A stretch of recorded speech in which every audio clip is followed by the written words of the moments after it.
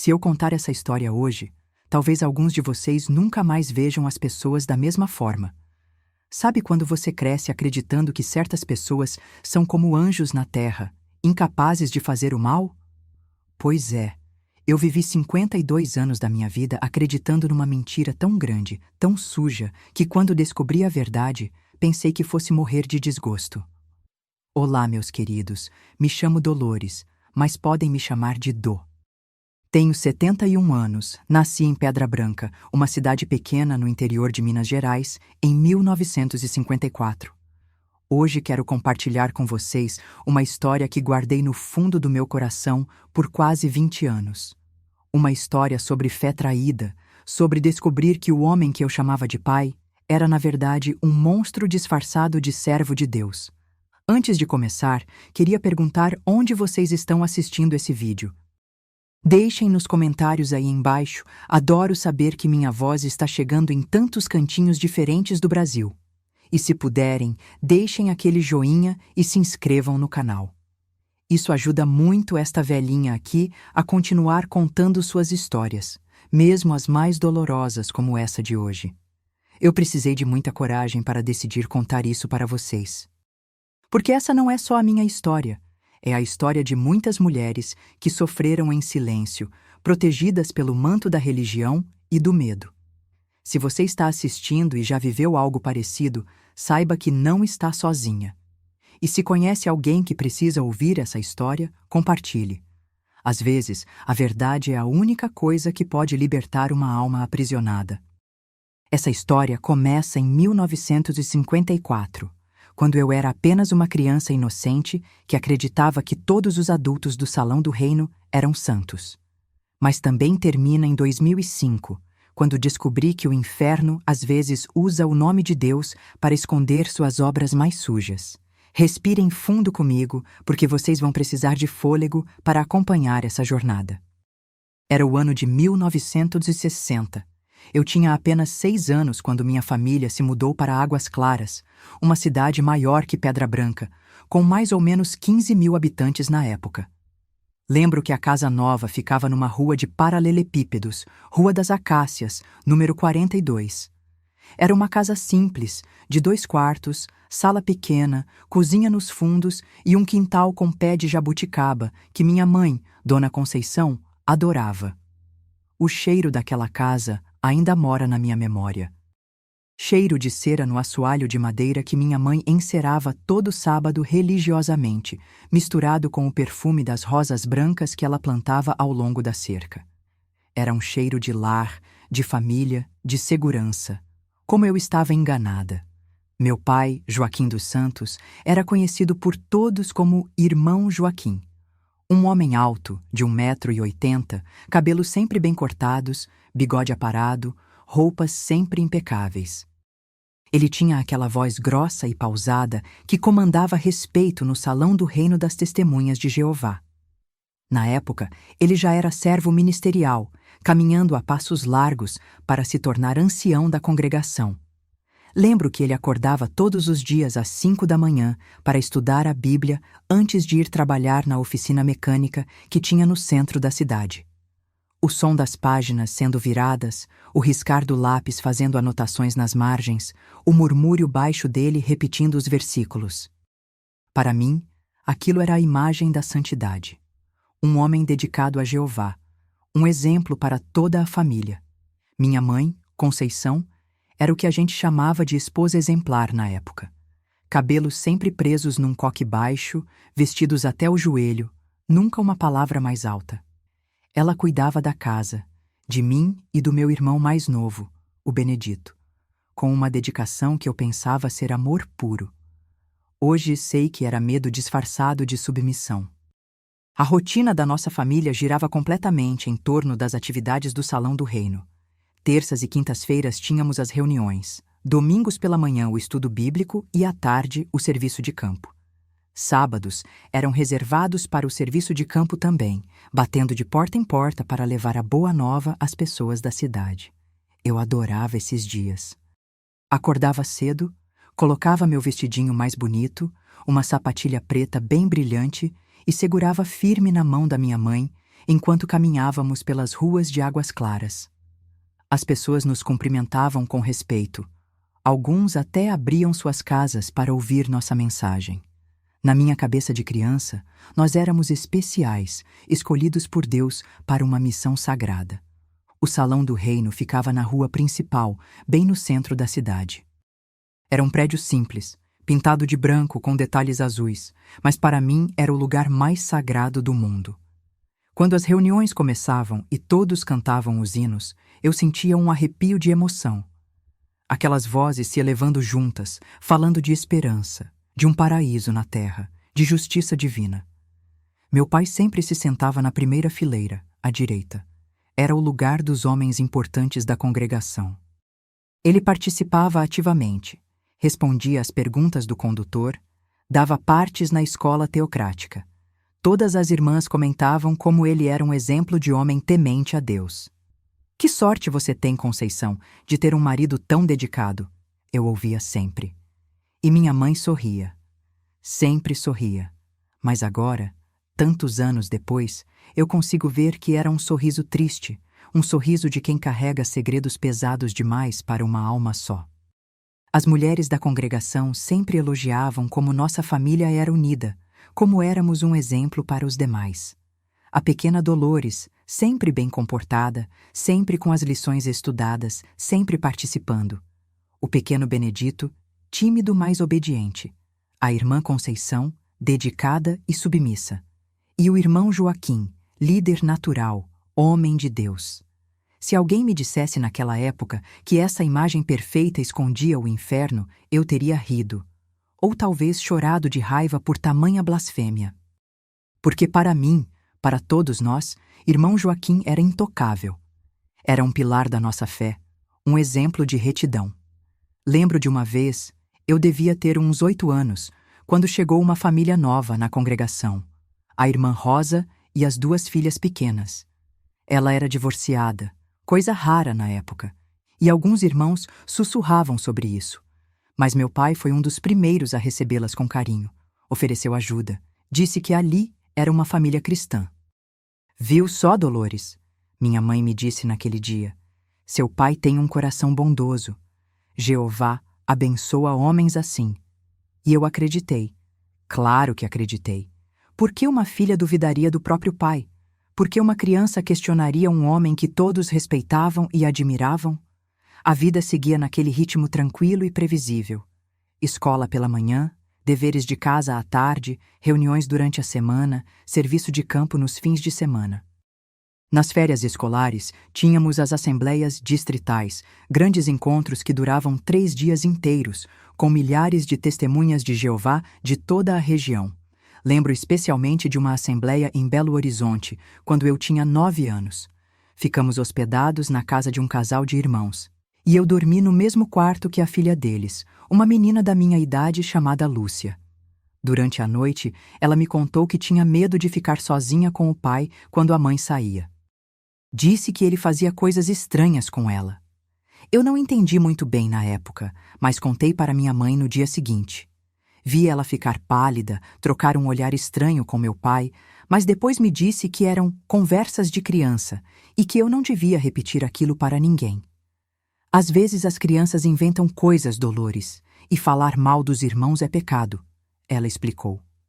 Hoje, 60 anos depois, eu sei exatamente o que a pequena Lúcia estava tentando me dizer. E sei também por que minha mãe ficou tão nervosa. Ela sabia. Ela sempre soube que havia lobos disfarçados de cordeiros dentro da congregação. Mas naquela época, o silêncio era mais importante que a proteção das crianças. A nossa rotina familiar era rígida, mas eu não enxergava rigidez. Para mim, era organização divina. Meu pai chegava do trabalho todos os dias, às 6 da tarde em ponto. Jantávamos em silêncio. Ele não gostava de conversas durante as refeições. Depois, ele estudava suas publicações ou preparava as partes para as reuniões, enquanto minha mãe lavava a louça e eu e Benedito fazíamos os deveres. Às 9 horas, todos para a cama. Sem exceção. A casa ficava em silêncio, e eu adormecia ouvindo o murmúrio das orações da minha mãe no quarto ao lado. Eram orações longas, sussurradas, que às vezes pareciam mais súplicas desesperadas do que agradecimentos. Nos fins de semana, depois das atividades religiosas, tínhamos o tempo familiar. Meu pai gostava de nos levar para pescar no rio que passava nos arredores de Águas Claras. Eram momentos raros em que ele sorria, relaxava, contava histórias da infância dele. Nesses momentos, eu me sentia a menina mais sortuda do mundo por ter um pai tão especial. Quando crescerem, ele dizia, olhando para mim e para Benedito: vocês vão entender a importância de ter uma família que serve a Jeová. Vão ver como ele protege e abençoa os que são fiéis. E eu acreditava em cada palavra. Guardava essas promessas no coração como se fossem profecias sagradas. Durante esses primeiros anos da minha infância, havia uma sensação constante de que éramos diferentes das outras famílias da cidade. Não assistíamos televisão como as outras crianças. Não comemorávamos aniversários ou Natal. Não cantávamos o hino nacional na escola. Éramos especiais, separados do mundo, escolhidos por Deus para uma vida mais pura. Essa sensação de diferença era reforçada pela reação das pessoas quando descobriam que éramos testemunhas de Jeová. Alguns demonstravam respeito, outros faziam piadas, alguns ficavam curiosos para saber mais sobre nossas crenças. Mas todos sabiam que irmão Joaquim era um homem íntegro, dedicado à família e à religião. Lembro do orgulho que sentia quando as pessoas comentavam sobre meu pai na rua. Aquele é o irmão Joaquim, das Testemunhas de Jeová. Um homem muito direito, muito religioso. Ou quando outras crianças da escola me diziam que gostariam de ter um pai como o meu, tão dedicado e responsável. Na escola, eu era conhecida como a filha do irmão Joaquim. As professoras me tratavam com um carinho especial, como se eu fosse diferente das outras crianças. Dolores é uma menina muito bem educada, muito respeitosa. É o reflexo da educação que recebe em casa. Elas comentavam com minha mãe durante as reuniões de pais. E minha mãe sorria orgulhosa, agradecia os elogios, comentava sobre a importância de educar os filhos nos caminhos de Jeová. Mas eu notava que ela sempre parecia cansada nessas ocasiões, como se carregar aquela imagem de família perfeita fosse um peso constante. Durante as reuniões no Salão do Reino, eu observava atentamente os outros anciãos e servos ministeriais. Eles pareciam todos cortados do mesmo molde, sérios, respeitáveis, conhecedores das Escrituras, dedicados às suas responsabilidades na congregação. Quando falavam sobre moral, sobre pureza, sobre a importância de manter a congregação limpa de influências mundanas, suas palavras soavam como verdades absolutas. Meu pai era particularmente respeitado entre eles. Quando havia questões disciplinares para resolver, quando chegavam casos de irmãos que haviam cometido pecados graves, era sempre irmão Joaquim quem era chamado para participar dos comitês judicativos. Ele tem sabedoria para lidar com situações delicadas, ouvia os outros anciãos comentarem: que ironia cruel! O homem que era visto como exemplo de pureza moral estava, na verdade, vivendo uma vida dupla que eu ainda não conseguia enxergar completamente, mas que já começava a se manifestar em pequenos sinais que minha mente infantil não sabia interpretar. Um desses sinais era a forma como algumas irmãs da congregação olhavam para meu pai. Não era apenas respeito ou admiração. Havia algo mais. Algo que me deixava desconfortável sem que eu soubesse explicar por quê. Era um olhar submisso demais, temeroso demais. Como se elas tivessem medo dele, não apenas respeito. E havia também a questão do dinheiro. Nossa família sempre teve uma condição financeira melhor que a maioria das outras famílias da congregação. Meu pai explicava isso dizendo que Jeová abençoava materialmente aqueles que o serviam fielmente. Mas eu começava a notar que nem todos os servos fiéis pareciam receber as mesmas bênçãos materiais. A oficina mecânica do meu pai prosperava, mas não parecia ter clientes suficientes para justificar todo o dinheiro que ele sempre tinha disponível. Quando eu perguntava sobre isso, ele dizia que tinha outros negócios além da oficina, investimentos que Jeová havia abençoado. Mas que investimentos eram esses? Por que ele nunca falava sobre eles claramente? Por que, quando chegavam certas visitas em casa, eu e Benedito éramos sempre mandados para os quartos, proibidos de participar das conversas dos adultos? Essas perguntas começaram a fermentar na minha mente ainda na infância, como sementes de dúvida que levariam anos para germinar completamente. Mas já eram o início de uma inquietação que cresceria comigo até explodir de forma devastadora na minha adolescência. Foi por volta dos meus 12 anos, em 1966, que comecei a perceber algumas coisas estranhas, embora na época eu não soubesse interpretar os sinais. Meu pai havia se tornado ancião da congregação no ano anterior, uma honra que toda a família celebrou como uma bênção de Jeová. Com essa nova posição, nossa casa se tornou um ponto de encontro frequente para reuniões dos líderes da congregação. Lembro que nas noites de quinta-feira, depois das reuniões regulares no Salão do Reino, alguns anciãos e servos ministeriais vinham até nossa casa para o que eles chamavam de reuniões administrativas. Minha mãe sempre preparava café e bolinhos, e eu e Benedito éramos mandados para nossos quartos mais cedo. Assuntos de adultos, papai dizia com aquele tom que não admitia questionamentos. O estranho era que essas reuniões se estendiam até muito tarde. Eu acordava às vezes 2, 3 da manhã, com o som de vozes baixas vindas da sala. Não eram vozes de oração ou estudo bíblico. Eram conversas tensas, sussurradas, interrompidas por silêncios longos. E, ocasionalmente, eu ouvia risos. Risos que não combinavam com reuniões religiosas. Uma dessas noites, precisei levantar para ir ao banheiro. Como nosso quarto ficava no corredor que dava para a sala, eu podia ver parte da reunião pela fresta da porta que minha mãe sempre deixava entreaberta para ouvir se precisássemos de alguma coisa. Vi meu pai e mais 3 homens sentados ao redor da mesa de jantar, mas não estavam com bíblias ou publicações da torre de vigia. Havia papéis diferentes, dinheiro sobre a mesa e um dos homens contava uma quantia significativa de notas. Quando voltei para a cama, fiquei inquieta. Por que havia dinheiro naquela reunião? Por que eles sussurravam tanto? Por que minha mãe, que geralmente participava servindo café, havia se trancado no quarto desde cedo? No dia seguinte, quando tentei perguntar discretamente sobre a reunião, meu pai me olhou com uma seriedade que me gelou o sangue. Dolores, ele disse com aquela voz grave. Crianças curiosas demais podem se meter em problemas. E na casa de um ancião, todos devem ser exemplos de obediência. Você entendeu?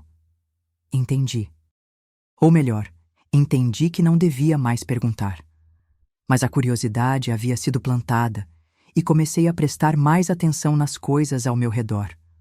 Foi mais ou menos nessa época que percebi mudanças no comportamento da minha mãe.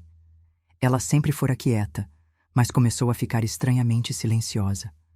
Às vezes eu a encontrava parada no meio da cozinha, olhando para o nada, com uma expressão que eu não sabia nomear. Quando eu chamava, ela se assustava como se tivesse acordado de um pesadelo. "Está tudo bem, mamãe?" eu perguntava. "Claro, minha filha. Mamãe estava só, pensando nas coisas de Jeová", ela respondia sempre, mas o sorriso não chegava aos olhos. Comecei a notar também que ela tomava uns comprimidos pequenos e brancos que guardava num vidrinho dentro do armário da cozinha. Quando perguntei o que era, ela disse que eram vitaminas que o Dr. Geraldo havia receitado para ela. "Para ficar mais forte e saudável", explicou. Mas eu a via tomar esses comprimidos com uma frequência que não parecia normal para vitaminas. Outro detalhe que me chamou a atenção foi a chegada de novas famílias na congregação. Sempre mulheres sozinhas com filhos pequenos, ou casais jovens que pareciam muito assustados. Meu pai sempre se oferecia para ajudá-las, e nossa casa se tornou uma espécie de ponto de apoio para esses novos membros. A irmã Marina chegou em março de 1967. Era uma mulher bonita, de uns 30 anos, com 2 filhos pequenos. Ela dizia que havia se mudado de Montes Claros depois que o marido a abandonou. Meu pai a recebeu com braços abertos, ofereceu trabalho na casa de uma família da congregação, ajudou a conseguir uma casinha alugada perto da nossa. O que me intrigava era como irmã Marina sempre parecia meio desligada durante as reuniões. Ela olhava fixo para a frente, respondia quando perguntavam algo, mas era como se estivesse em outro mundo. E eu notei que depois que ela chegou, aquelas reuniões noturnas na nossa casa se tornaram mais frequentes. Uma noite, eu estava no quintal ajudando minha mãe a tirar as roupas do varal quando vimos irmã Marina passando pela rua. Era quase 10 da noite, horário incomum para uma irmã andar sozinha pelas ruas. Ela caminhou direto até nossa casa e entrou pela porta dos fundos, como se já conhecesse o caminho. Mamãe, por que irmã Marina entrou pelos fundos? Perguntei. Minha mãe largou a roupa que estava dobrando e me olhou com uma expressão que nunca vou esquecer. Era medo puro. Dolores, vamos para dentro e não faça mais perguntas sobre isso. Está bem? Naquela noite, eu não consegui dormir. Ficava ouvindo os sons que vinham da sala. Conversas baixas, depois silêncio, depois uns ruídos estranhos que eu não conseguia identificar. E de vez em quando, um gemido abafado que parecia de dor ou alguma outra coisa que eu não compreendia. Na manhã seguinte, irmã Marina saiu pelos fundos novamente, muito cedo. Eu a vi da janela do meu quarto. Ela caminhava devagar, meio cambaleante, segurando na cerca para se apoiar. Quando chegou na rua, parou, respirou fundo várias vezes e só então seguiu para casa. Durante o café da manhã, meu pai estava especialmente bem-humorado. Assoviava baixinho enquanto lia a Bíblia. Elogiou o café da minha mãe, até brincou comigo e com Benedito. Era uma alegria que contrastava com o clima pesado que eu havia sentido na noite anterior. Joaquim, minha mãe disse com voz baixa, você acha que... Conceição, ele a interrompeu sem levantar os olhos da Bíblia. Uma esposa sábia não questiona as decisões do marido. E uma esposa temente a Deus confia que Jeová abençoa as ações dos seus servos escolhidos. Minha mãe abaixou a cabeça e não falou mais nada. Mas eu vi uma lágrima escorrer pelo rosto dela e cair no prato de café com leite. As semanas seguintes trouxeram mais novidades estranhas. Meu pai começou a receber visitas de homens que eu não conhecia da congregação. Homens mais velhos, bem vestidos, que chegavam em carros bonitos e ficavam conversando com ele no escritório que ele havia montado nos fundos da casa. Esses homens sempre tinham um cheiro diferente. Não era cologne nem sabonete. Era um cheiro mais... pesado, doce demais. E eles olhavam para mim e para Benedito de um jeito que me deixava desconfortável. Não era o olhar carinhoso que os irmãos da congregação costumavam ter com as crianças. Era um olhar que me fazia querer correr e me esconder.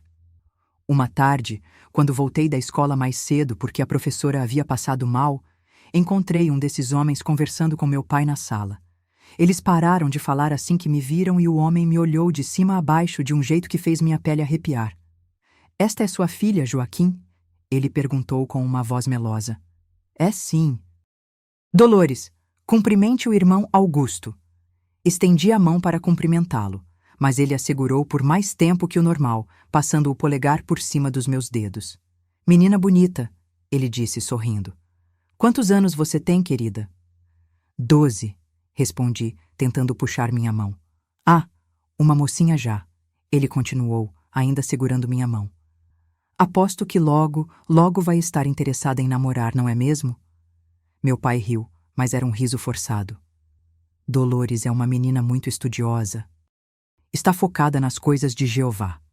Finalmente consegui soltar minha mão e corri para o meu quarto, mas não antes de ouvir o homem comentar com meu pai. Tem que aproveitar enquanto são puras, Joaquim. Depois que crescem demais, perdem a graça. Essa conversa ficou ecoando na minha cabeça por dias. O que ele quis dizer com aproveitar? Por que falou sobre perder a graça? E por que meu pai não disse nada para me defender? Comecei a prestar mais atenção nas conversas dos adultos, principalmente quando achavam que eu não estava ouvindo. Durante as reuniões no Salão do Reino, às vezes captava fragmentos de conversas entre os anciãos que não faziam sentido para mim. A irmã Paula está se adaptando bem ao novo arranjo, ouvi uma vez. E quanto ao problema com a irmã Marta? Ela está sendo... Colaborativa? Perguntou o outro. Depois da última conversa com o irmão Joaquim, ela entendeu melhor qual é o seu papel. Respondeu o primeiro. Que arranjo era esse? Que papel? Por que sempre pareciam falar em códigos? Foi nessa época também que notei que minha mãe começou a tomar mais daqueles comprimidos brancos. E não eram mais só um de manhã. Ela tomava um no café da manhã, outro depois do almoço, e às vezes eu a via tomar mais um antes das reuniões noturnas na nossa casa. Mamãe, você está doente? Perguntei um dia. Não, minha filha. É só que, às vezes, a gente precisa de ajuda para ficar mais calma, para aceitar melhor as responsabilidades que Jeová nos dá. Responsabilidades. Mais uma palavra que parecia ter um significado diferente quando os adultos a usavam. E então aconteceu algo que mexeu comigo profundamente.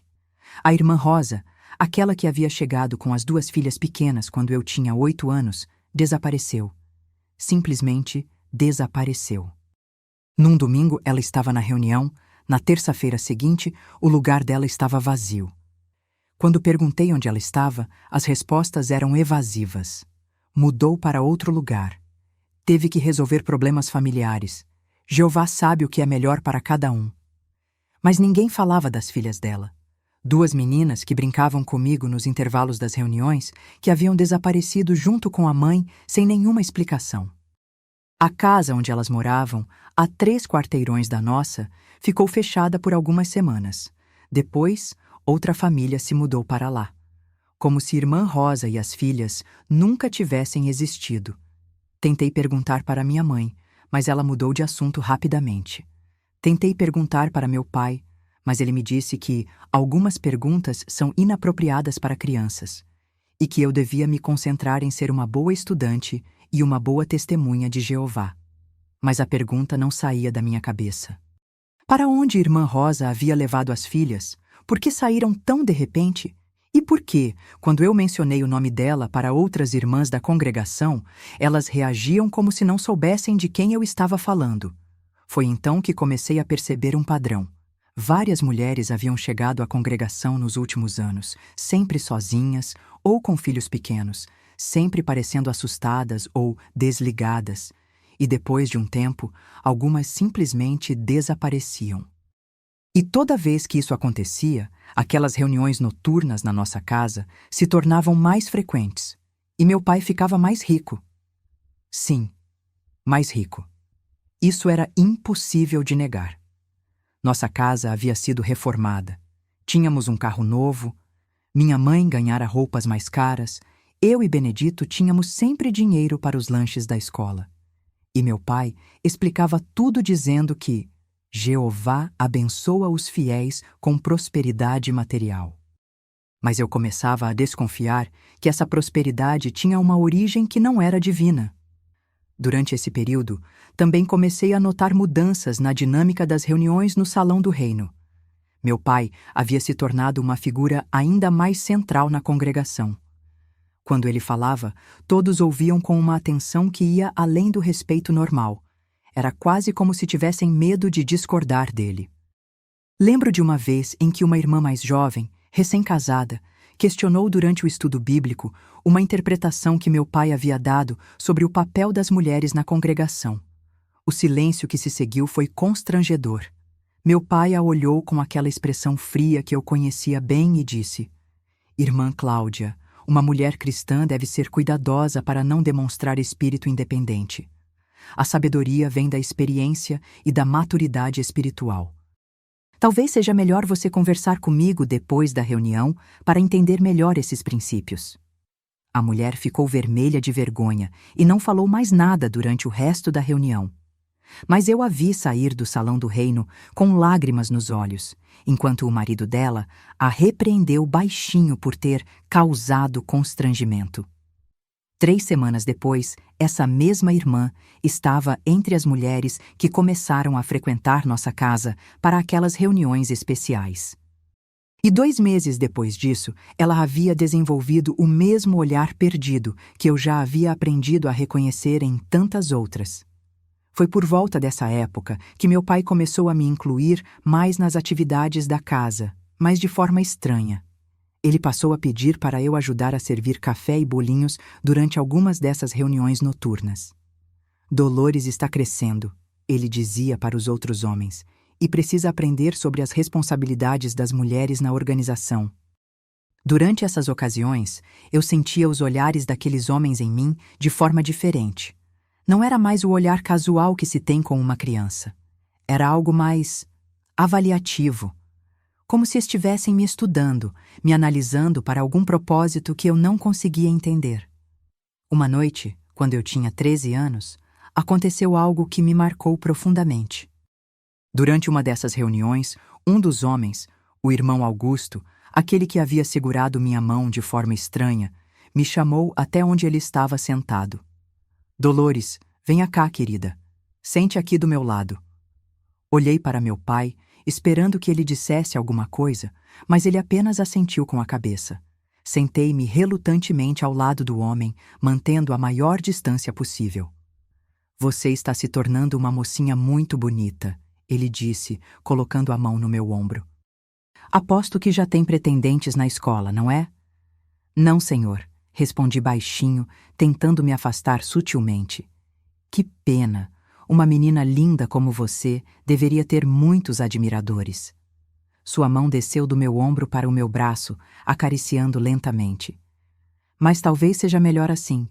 Homens mais maduros sabem valorizar melhor a pureza de uma jovem. Senti um frio na barriga e um instinto gritando para eu sair dali. Levantei-me rapidamente. Com licença, preciso ajudar mamãe na cozinha. Corre para a cozinha, onde encontrei minha mãe lavando louça com as mãos tremendo.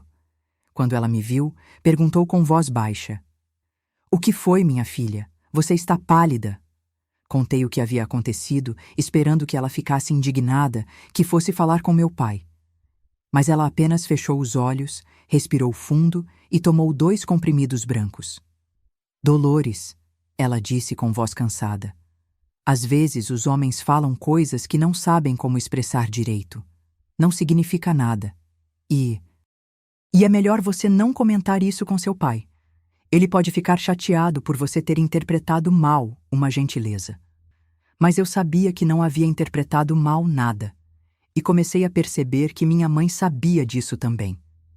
Nos meses seguintes, essas situações se tornaram mais frequentes. Outros homens começaram a fazer comentários similares, sempre quando meu pai não estava por perto, sempre seguidos de toques casuais que me deixavam extremamente desconfortável. E minha mãe sempre reagia da mesma forma. Me pedia para não fazer alarde, para não criar problemas, para entender que eram apenas gentilezas de homens importantes da comunidade. Foi nessa época que comecei a entender que os comprimidos que minha mãe tomava não eram vitaminas. Uma tarde, quando ela havia saído rapidamente para comprar algo na padaria, abri o frasco e li o rótulo. Era diazepam, um calmante forte que só podia ser obtido com receita médica. Por que minha mãe precisava de calmantes tão fortes? E por que o Dr. Geraldo, que era irmão da congregação, continuava prescrevendo esses remédios para ela em quantidades cada vez maiores?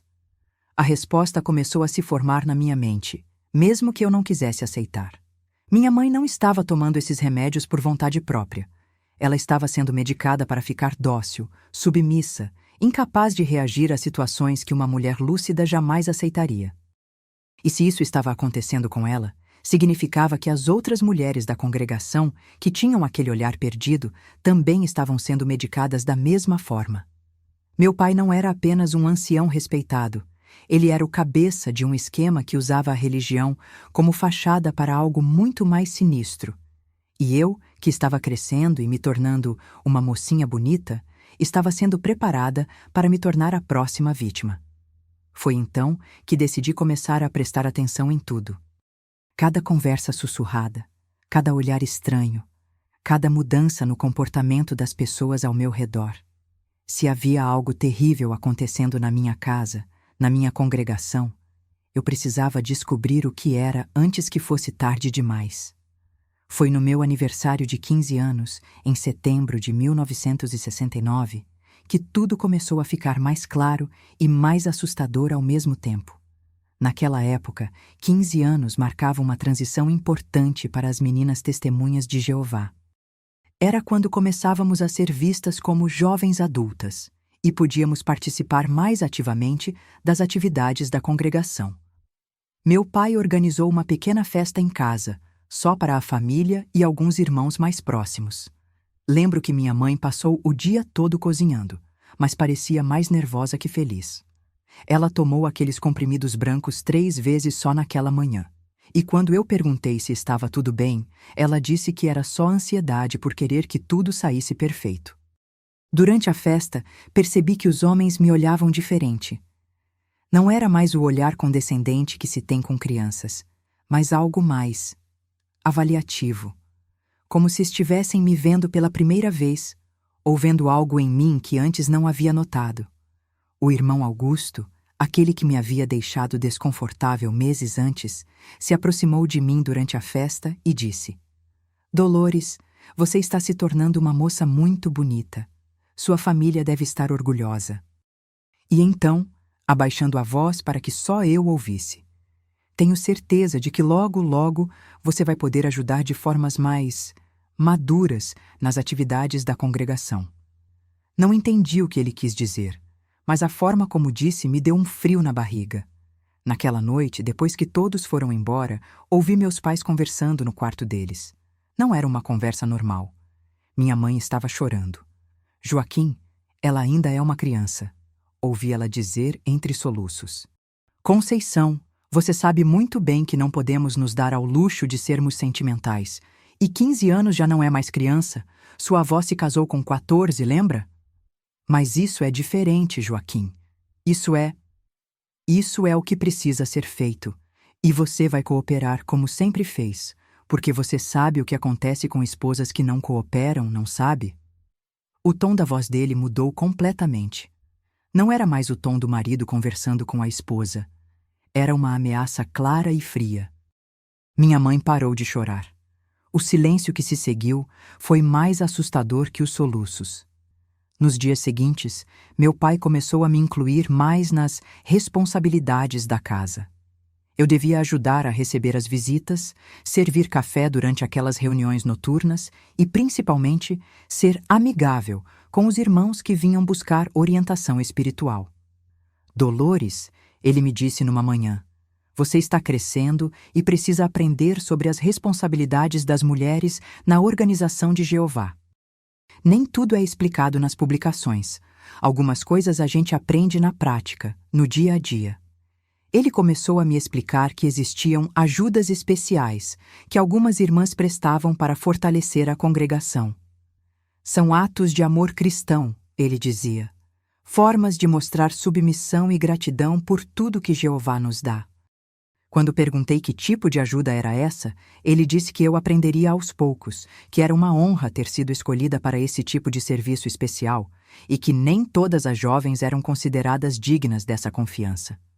Na semana seguinte ao meu aniversário, uma nova família chegou à congregação. Irmã Lúcia e a filha de 18 anos, Mariana. Elas haviam se mudado de uma cidade pequena do norte de Minas depois que o marido de Lúcia morreu num acidente de trabalho. Irmã Lúcia era uma mulher muito bonita, de uns 35 anos, mas tinha sempre aquele olhar perdido que eu já havia aprendido a reconhecer nas mulheres que chegavam à nossa congregação. E Mariana, apesar de ter só 3 anos a mais que eu, parecia muito mais velha. Havia uma tristeza no olhar dela que não combinava com a idade. Meu pai se ofereceu para ajudá-las, como sempre fazia. Conseguiu uma casa para elas alugarem, trabalho para a irmã Lúcia numa família da congregação e se prontificou a dar estudos bíblicos especiais para Mariana, já que ela ainda estava se adaptando à verdade. Foi durante um desses estudos bíblicos especiais que eu comecei a entender o que realmente estava acontecendo. Numa quinta-feira à noite, depois da reunião no Salão do Reino, Mariana veio para nossa casa para o tal estudo especial. Meu pai disse que eu podia participar, que seria educativo para mim ver como ele conduzia estudos com jovens que tinham dúvidas sobre sua fé. Começou normal. Eles abriram a Bíblia, leram alguns versículos sobre submissão e obediência. Mas depois de uns 20 minutos, meu pai começou a falar sobre coisas que não estavam em nenhuma publicação da torre de vigia. Mariana, ele disse com aquela voz pausada e autoritária, você precisa entender que servir a Jeová às vezes exige sacrifícios que não são fáceis de compreender. Mas a obediência é mais importante que o entendimento. Ele começou a explicar que existiam formas especiais de servir, que não eram discutidas abertamente, mas que eram essenciais para o funcionamento da congregação. Algumas irmãs são chamadas para um tipo de serviço mais íntimo. É uma honra, uma demonstração de confiança total em Jeová e nos seus representantes na terra. Mariana estava ficando visivelmente desconfortável. Eu via suas mãos tremendo enquanto segurava a Bíblia. Mas, irmão Joaquim, ela disse com voz baixa, isso não está escrito em lugar nenhum das nossas publicações. Nem tudo precisa estar escrito, Mariana. Algumas verdades são transmitidas oralmente, de ancião para as ovelhas que são dignas de confiança. Você confia em mim como seu pastor espiritual? Ela assentiu, mas eu podia ver o medo nos olhos dela. Então você precisa entender que seu papel como jovem mulher na congregação inclui ajudar os irmãos anciãos a manterem o equilíbrio espiritual necessário para suas responsabilidades. São momentos de comunhão especial, momentos sagrados que fortalecem toda a congregação. Eu não estava entendendo completamente o que ele queria dizer, mas sabia que havia algo muito errado ali. A atmosfera estava pesada e Mariana parecia estar à beira do desespero. E se eu não quiser participar dessa comunhão? Ela perguntou com a voz quase sumindo. O rosto do meu pai mudou completamente. O sorriso paternal desapareceu e foi substituído por uma expressão fria que me gelou o sangue. Mariana, você e sua mãe chegaram aqui sem nada. Nós demos casa, trabalho, propósito na vida. Vocês dependem completamente da boa vontade da congregação. Seria muito triste se vocês tivessem que procurar outro lugar para viver, principalmente considerando que sua mãe tem aqueles problemas de saúde que exigem medicamentos especiais. A ameaça estava clara. E eu comecei a entender que minha mãe não tomava vitaminas. Ela tomava calmantes ou coisa pior, para conseguir suportar o que quer que estivesse acontecendo na nossa casa. Mariana começou a chorar baixinho. Eu não sei como fazer isso.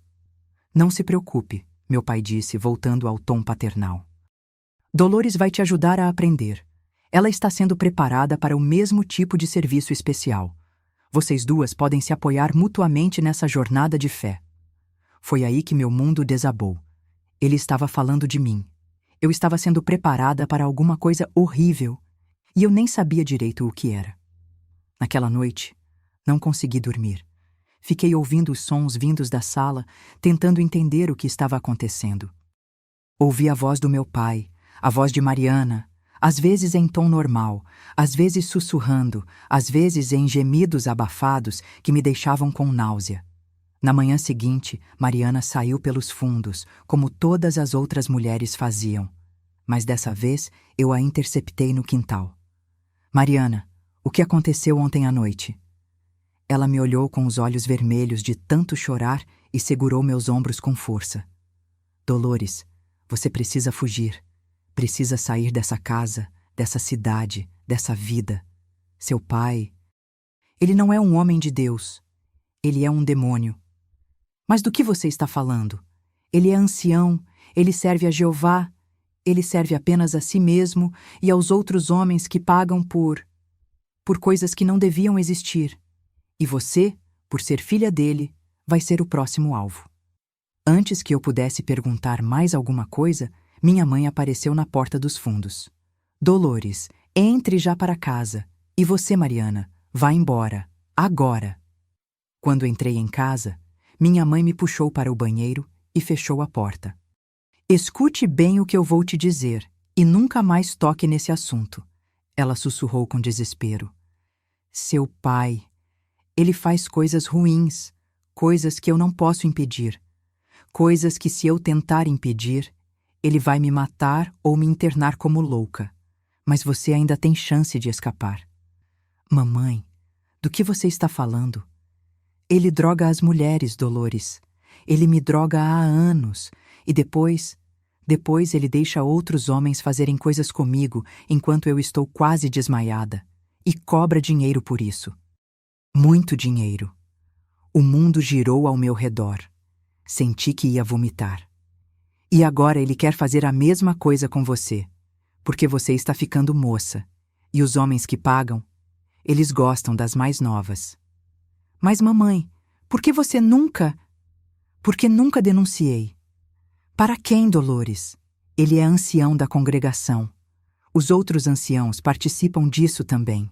A polícia da cidade recebe dinheiro para ficar quieta. E eu estou tão viciada nesses remédios que ele me dá que nem sei mais onde começa a realidade e onde termina o pesadelo.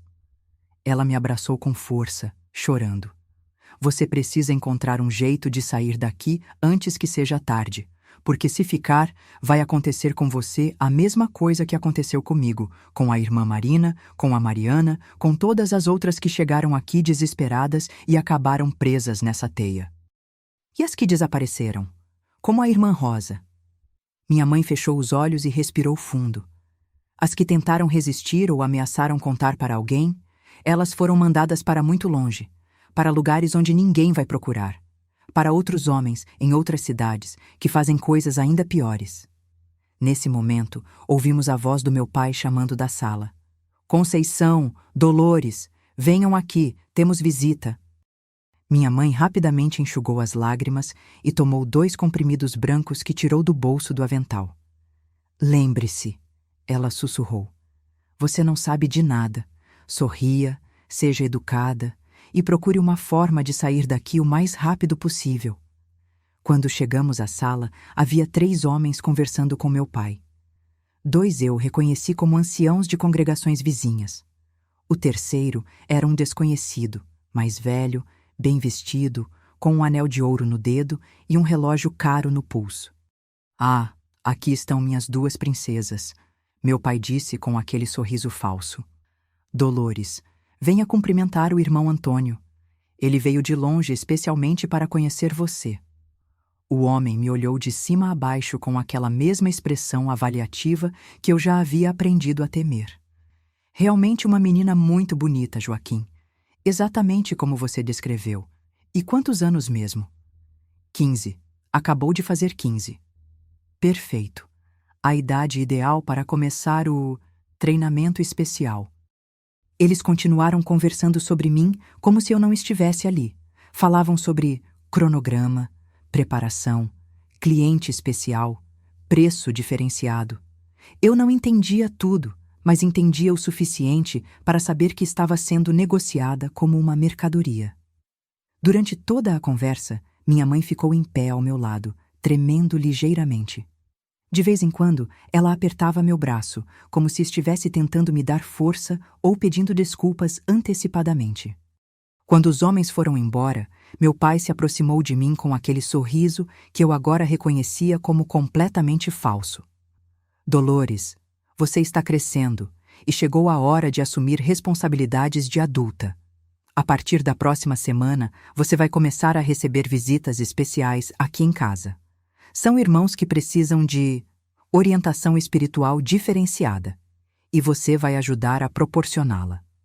Que tipo de ajuda, papai? O tipo que você vai aprender fazendo. Não se preocupe, sua mãe vai te explicar tudo. E lembre-se, isso é um privilégio. Nem todas as jovens são escolhidas para esse tipo de serviço sagrado. Naquela noite, minha mãe veio ao meu quarto depois que meu pai dormiu. Ela trouxe uma xícara de chá e sentou na minha cama. Dolores, eu vou te contar tudo, porque você precisa entender o que está acontecendo, mesmo que seja horrível demais para uma menina da sua idade. Ela me contou que meu pai não era apenas um ancião corrupto. Ele era o líder de uma rede que usava a Congregação das Testemunhas de Jeová como fachada para um esquema de exploração de mulheres vulneráveis. Ele identifica mulheres desesperadas, ela explicou com voz trêmula. Viúvas, abandonadas, mães solteiras, mulheres fugindo de situações ruins. Oferece ajuda, abrigo, propósito na vida através da religião. E quando elas estão dependentes dele, quando não têm para onde ir, ele as obriga a fazer coisas em troca da proteção. A que tipo de coisas? Ele droga elas com remédios que deixam a pessoa meio consciente, mas sem força para resistir. E depois cobra de homens ricos da região para usarem essas mulheres como quiserem. O horror da situação começou a tomar forma na minha mente. E os outros anciãos sabem? Alguns participam diretamente, outros fazem vista grossa em troca de dinheiro ou favores. E alguns realmente não sabem, mas mesmo se soubessem, quem ia acreditar que um homem tão respeitado na comunidade fazia essas coisas? E você, mamãe? Como começou? Ela fechou os olhos e respirou fundo antes de responder. Logo depois que nos casamos, eu descobri por acaso. Tentei confrontá-lo, ameacei contar para os líderes da organização. Foi quando ele me mostrou que tipo de homem realmente era. Me bateu até eu desmaiar e depois começou a me dar esses remédios. Ela mostrou o frasco com os comprimidos brancos. No começo era só para me manter calma, para eu não causar problemas, mas depois ele descobriu que podia ganhar dinheiro me oferecendo para outros homens também. E quanto mais tempo passava, mais viciada eu ficava nesses remédios, menos força eu tinha para resistir. Por que nunca tentou fugir? Para onde? Com que dinheiro? E principalmente, como? Esses remédios mexem com a cabeça da gente, Dolores. Às vezes, eu nem sei se o que lembro realmente aconteceu ou se foi um pesadelo causado pela medicação. Ela me abraçou chorando. Mas você ainda pode escapar. Você ainda está lúcida, ainda tem forças. Precisa encontrar um jeito de sair daqui antes que ele comece a te drogar também. Como? Não sei. Mas sei que se ficar, vai acabar como eu, como todas as outras. E eu prefiro morrer a ver minha filha passar pelo que eu passei. A partir daquela conversa, comecei a observar tudo com olhos diferentes. Vi como meu pai manipulava as mulheres vulneráveis da congregação, como usava sua posição de ancião para ganhar confiança, como as isolava gradualmente de qualquer rede de apoio antes de começar a explorá-las. Vi também como o esquema era bem organizado. Os outros anciãos que participavam se revezavam nas visitas especiais. O Dr. Geraldo fornecia os medicamentos necessários. Alguns comerciantes da cidade forneciam casas discretas, onde as mulheres eram levadas quando precisavam ser punidas por resistir. E percebi que meu tempo estava se esgotando. A cada dia que passava, meu pai me incluía mais nas atividades suspeitas. Me fazia ficar na sala durante conversas que antes eram proibidas para mim. Me apresentava para mais homens estranhos que me olhavam com aquela expressão que me fazia sentir suja. É difícil até hoje reviver esses momentos. Às vezes me pergunto como consegui suportar tanto. Vocês que estão me acompanhando até aqui, o que acham que eu deveria ter feito? Me conta lá nos comentários. A noite que mudou tudo aconteceu numa sexta-feira, 17 de outubro de 1969. Lembro da data exata porque foi o dia em que minha infância morreu e minha vida adulta começou da forma mais brutal possível. Meu pai havia anunciado durante o jantar que teríamos uma visita especial naquela noite. O irmão Antônio vai voltar e dessa vez vai trazer alguns amigos. Dolores, você vai participar da reunião hoje. É hora de começar suas responsabilidades de mulher. Minha mãe ficou pálida e derrubou o garfo no prato, fazendo um barulho que ecoou pela cozinha silenciosa. Joaquim, ela disse com voz trêmula, talvez seja melhor esperar mais um pouco. Ela ainda é muito... Conceição. A voz dele cortou o ar como uma lâmina. Você não tem direito de opinar sobre decisões que não lhe cabem. E sugiro que tome seus remédios antes dos convidados chegarem. Você também vai participar hoje. Vi minha mãe engolir 3 comprimidos brancos de uma vez, suas mãos tremendo tanto que quase derrubou o copo d'água. Depois do jantar, meu pai me chamou para uma conversa no quarto dele. Dolores, hoje você vai descobrir qual é o seu verdadeiro propósito na vida. Não é ser apenas uma testemunha de Jeová comum. Você foi escolhida para algo maior, algo que vai garantir prosperidade para nossa família e fortalecimento para a congregação. Ele abriu a gaveta da cômoda e tirou um frasco igual ao da minha mãe, cheio de comprimidos brancos. Isso vai te ajudar a relaxar, a aceitar melhor suas novas responsabilidades. É normal ficar nervosa na primeira vez. Não quero tomar isso, eu disse, recuando. Seu rosto se transformou numa máscara de raiva fria. Você não tem escolha, Dolores. Ou toma voluntariamente, ou eu vou te forçar a tomar. E se tentar resistir ou causar problemas, quem vai sofrer não vai ser só você. Sua mãe também vai pagar pelas suas rebeliões. Olhei para a porta do quarto, pensando em correr, mas ele estava bloqueando a saída. E nem pense em fugir. Para onde você vai? Tem 15 anos, não tem dinheiro, não conhece ninguém fora da congregação. E mesmo que conseguisse sair da cidade, eu tenho contatos em todo lugar. Você seria encontrada e trazida de volta. E aí as coisas ficariam muito piores. Pegou 2 comprimidos do frasco e estendeu para mim junto com um copo d'água. Toma agora. E lembra que quanto menos você resistir, menos vai doer. Olhando para aqueles comprimidos na palma da mão dele, tive uma epifania. Vi minha vida inteira se desenrolando à minha frente. Anos e anos sendo drogada, sendo oferecida a homens nojentos, perdendo completamente a dignidade e a sanidade como minha mãe. Vi Benedito crescendo e talvez sendo forçado a participar desse esquema horrível. Vi outras meninas chegando à congregação e passando pelo mesmo destino. E nesse momento, algo dentro de mim se recusou a aceitar. Algo que nem eu sabia que existia se rebelou contra aquele destino. Não, eu disse, e minha própria voz me surpreendeu pela firmeza. Como é que é? Eu disse não. Não vou tomar esses remédios, não vou participar dessa coisa horrível que você faz. Ele deu um passo na minha direção, o rosto vermelho de raiva. Sua pirralha insolente. Você acha que tem escolha? Tenho sim, e escolho não fazer parte disso. Foi quando ele me bateu. Uma bofetada tão forte que me jogou no chão. O gosto de sangue encheu minha boca. Levanta daí e toma esses remédios agora, ou você vai descobrir o que acontece com filhas desobedientes. Mas algo havia mudado em mim naquele momento. A dor da bofetada não me intimidou, me deu mais força. Me levantei devagar, limpando o sangue do canto da boca. Você pode me bater, pode me ameaçar, mas não vai conseguir me obrigar a ser como você. Eu não sou igual a você. Ele me agarrou pelos cabelos e me arrastou até a cama. Então vai ser do jeito difícil. Vou te segurar enquanto você engole esses remédios e depois você vai aprender na prática qual é o seu lugar nesta casa. Foi nesse momento que minha mãe apareceu na porta do quarto.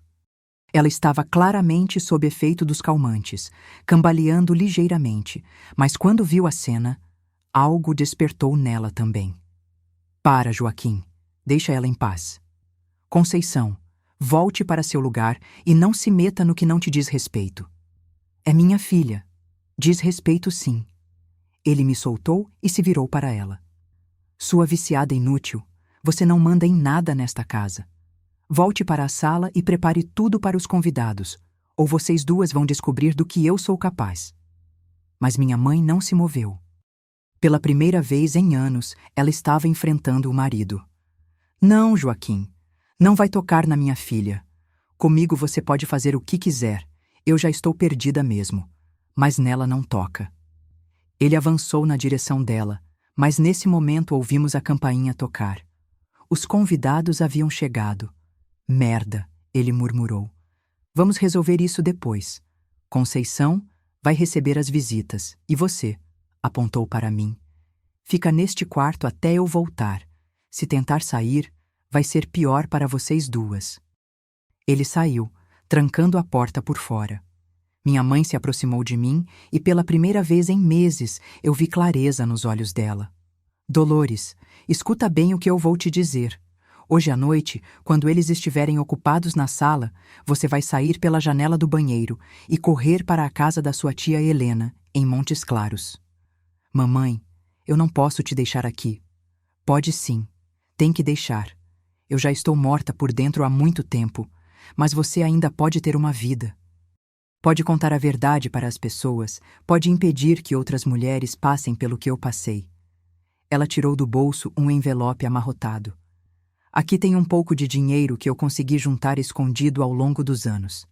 Não é muito, mas é suficiente para a passagem de ônibus e alguns dias até você se organizar. E o Benedito? Seu irmão está na casa do amigo hoje. Amanhã de manhã, quando seu pai descobrir que você fugiu, eu vou mandar Benedito para a casa de outros parentes. Ele não vai ficar aqui para presenciar isso. Ela me abraçou chorando. Perdoa sua mãe por não ter tido coragem de te proteger antes. Perdoa por ter deixado as coisas chegarem a esse ponto. Mamãe, vem comigo. A gente foge juntas. Não posso. Estou viciada nesses remédios há tantos anos que não consigo viver sem eles.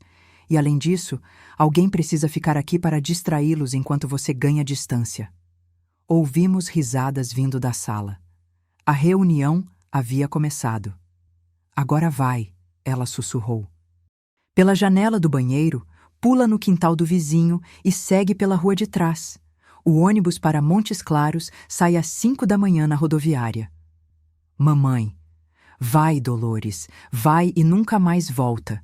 E quando chegar na casa da sua tia, conta tudo, conta para ela, conta para quem quiser ouvir, porque a única forma de parar isso é fazendo a verdade aparecer.